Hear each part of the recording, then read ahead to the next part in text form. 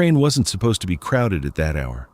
It was past 2 in the morning, the kind of time when everything feels slower, quieter, like the world is half asleep. And I remember checking my phone before getting on, 2:12 a.m., thinking I'd just sit, maybe scroll a bit, and be home in 20 minutes. Nothing unusual, nothing memorable, just another late ride. Inside, it felt normal at first. Dim lights, that low mechanical hum, a few passengers sitting far apart like people do at night, avoiding eye contact, pretending the others aren't there. And I took a seat by the window, put my bag next to me, leaned back slightly, watching my reflection in the glass more than anything outside. Because there was nothing outside, just darkness, endless and flat. After a few minutes, I checked my phone again, 2:18 a.m., and for some reason that time stuck with me, like my brain decided to remember it for later, even though nothing had happened yet. At least, nothing obvious. When I looked up, he was already there, sitting directly across from me. And I don't remember him walking in. I don't remember the seat moving.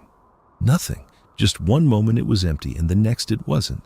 And he was looking straight at me, not aggressively, not even with curiosity, just a fixed, steady stare, like he had been watching for a while before I noticed.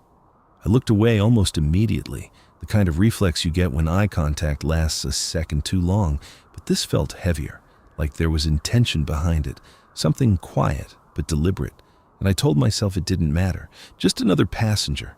Maybe I zoned out and missed him sitting down. It happens, especially when you're tired. Still, after a few seconds, I glanced back, and nothing had changed. Same posture, same expression, same stare.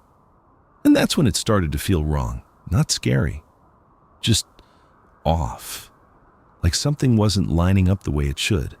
I shifted in my seat, pretending to adjust my jacket, and looked around the carriage, trying to reset the moment. And that's when I noticed something else. No one else was reacting. There were people nearby, a woman by the door, a guy further down scrolling on his phone, someone asleep against the window, completely normal, but none of them even looked in his direction. Not once, like he wasn't part of the same space as the rest of us. I put my headphones in without playing anything, just to create distance. But it didn't help, because every few seconds I felt it again, that awareness, that quiet pressure of being watched. And eventually I looked back again, and he was still staring, completely still. And that's when I noticed he hadn't blinked, not once.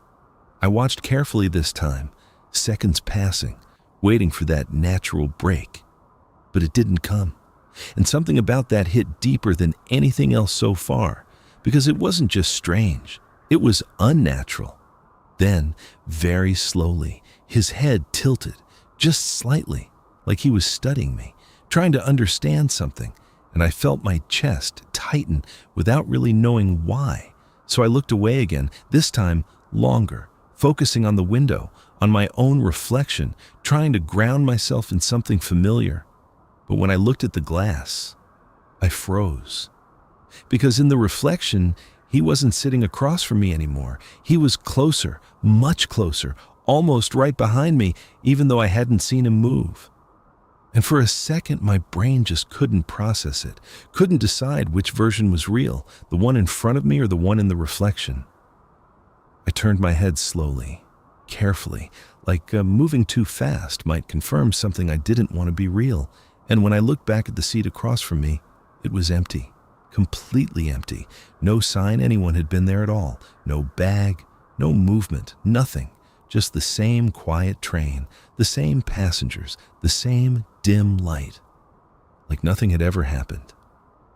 I sat there for a few seconds, not moving, trying to convince myself I imagined it, that I was just tired, that reflections can distort things, that the brain fills in gaps, all the usual explanations.